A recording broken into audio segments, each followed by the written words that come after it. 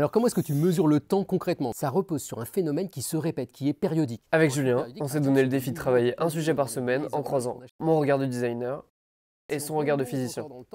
Cette semaine, on a travaillé sur la mesure du temps. Très régulière, très périodique. Après la présentation de Julien, je m'approprie le sujet en mesurant le temps sans m'aider d'une horloge ou de mon téléphone. Je mesure le temps de cuisson d'un œuf avec 420 g de sucre. Je calcule l'heure du déjeuner avec une visseuse et un téléphone pour créer un mouvement périodique. Je mesure le temps de ma pause avec une pomme et un scotch avec un savant calcul. Et je devine l'heure à laquelle prendre le RER en regardant la position du soleil. Et en général, à la fin de la semaine, je laisse Julien rebondir. Alors là, on voit vraiment l'ancêtre des horloges, c'est la clepsydre. Mais normalement, on utilisait de l'eau plutôt que du sable. Ça, c'est un système périodique tout bête.